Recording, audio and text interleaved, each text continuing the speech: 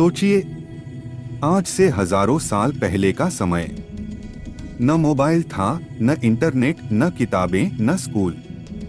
लेकिन तब भी एक ऐसा मंत्र रचा गया जिसे आज भी करोड़ों लोग रोज जपते हैं।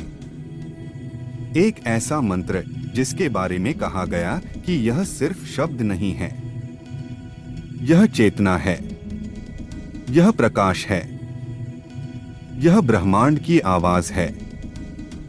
वही मंत्र है गायत्री मंत्र। जब दुनिया अंधकार, अज्ञान और भय में डूबी हुई थी, तब ऋषियों ने यह महसूस किया कि इंसान के भीतर सबसे बड़ा शत्रु कोई और नहीं बल्कि उसका खुद का अज्ञान है। राजा युद्ध जीत सकते थे, राक्षसों को मारा जा सकता था, लेकिन मन के अंधकार को कैसे हटाया जाए, यही सबसे बड़ा प्रश्न था। इसी प्रश्न के उत्तर की खोज में एक महान ऋषि तपस्या में लीन थे। उनका नाम था महर्षि विश्वामित्र। विश्वामित्र कोई साधारण ऋषि नहीं थे। वह पहले एक शक्तिशाली राजा थे, राजा कौशिक। उनके पास सेना थी, अहंकार था, सत्ता थी।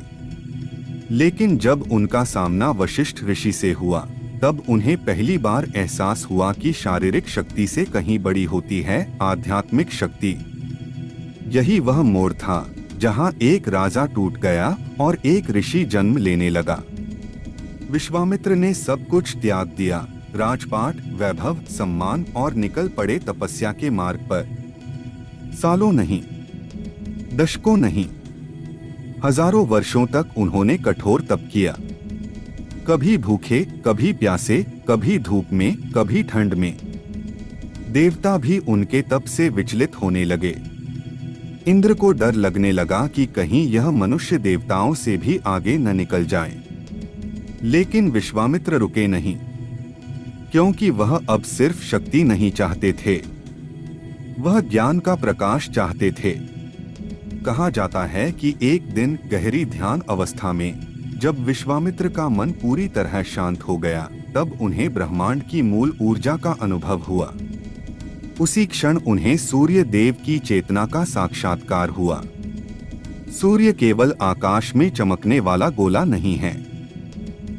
वैदिक दृष्टि में सूर्य है जीवन, बुद्धि, चेतना और सत्य का स्रोत। उसी दिव्य अनुभूति से प्रकट हुआ गायत्री मंत्र। यह मंत्र किसी किताब में बैठकर नहीं लिखा गया, यह मंत्र सुना गया। ऋषियों का मानना था कि मंत्र बनाए नहीं जाते, मंत्र श्रुति होते हैं, यानी ब्रह्मांड से प्राप्त ध्वनि। भूर्भुवः स्वः, ये शब्द नहीं हैं, ये तीन लोकों की ऊर्जा है। भू भौतिक संसार, भुवः मानसिक संसार, स्वः आध्यात्मिक संसार। और जब इन तीनों को जोड़कर सूर्य की चेतना का ध्यान किया गया, तब मनुष्य को उसकी असली शक्ति का बोध हुआ। गायत्री मंत्र का उद्देश्य कभी धन, सत्ता या विजय नहीं रहा। इसका उद्देश्य था मनुष्य की बुद्धि को शुद्ध करना, उसके भीतर विवेक जगाना, अंधकार से प्रकाश की ओर ले जाना। इसीलिए मंत्र में कहा गया, धियो यो नः प्रचोदयात्, अर्थात हे दिव्य प्रकाश, हमारी बुद्धि को प्रेरित करो। यह मंत्र इतना शक्तिशाली माना गया कि इसे वेदों की माता कहा गया। गायत्री को देवी का स्वरूप माना गया। 4 मुख, 5 प्राण, 10 दिशाएं, पूरा ब्रह्मांड। प्राचीन काल में यह मंत्र हर किसी को नहीं सिखाया जाता था। इसे देने से पहले गुरु शिष्य की परीक्षा लेते थे, क्योंकि यह मंत्र अगर गलत भाव से जपा जाए तो अहंकार बढ़ा सकता था, और सही भाव से जपा जाए तो व्यक्ति ऋषि बन सकता था। गुरुकुलों में सूर्योदय के समय नदी किनारे शांत वातावरण में यह मंत्र गूंजता था। शिष्य इसे सिर्फ बोलते नहीं थे, वे इसे जीते थे।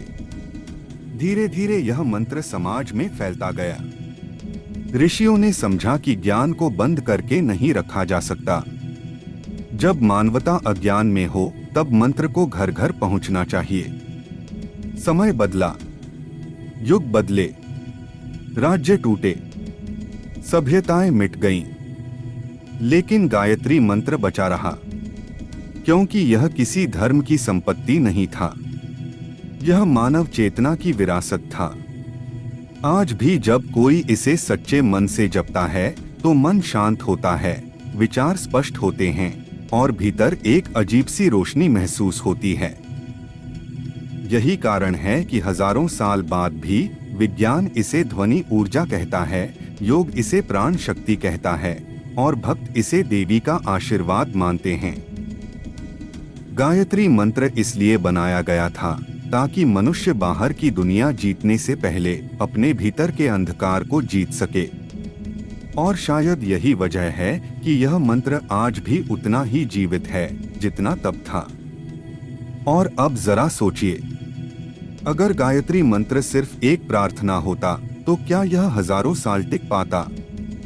अगर यह सिर्फ शब्द होते तो क्या विज्ञान आज भी इसकी ध्वनि तरंगों पर रिसर्च करता?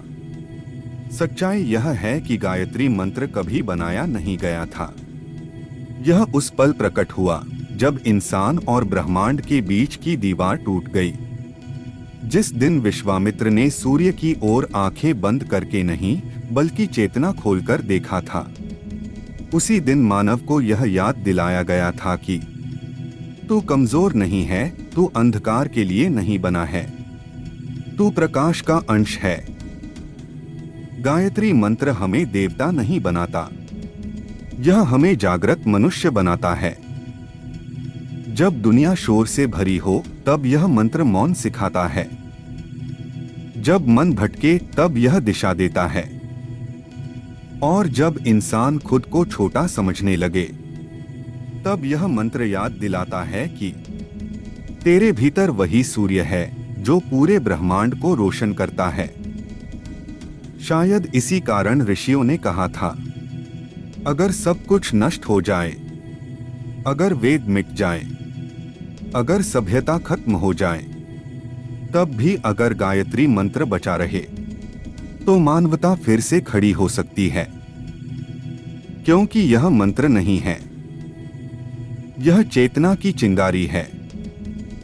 और अब सवाल आपसे है, जब अगली बार आप का उच्चारण करें तो सिर्फ बोलिए मत, महसूस कीजिए, क्योंकि हो सकता है जिस प्रकाश की तलाश आप बाहर कर रहे हैं वह सदियों से आपके भीतर ही आपकी प्रतीक्षा कर रहा हो।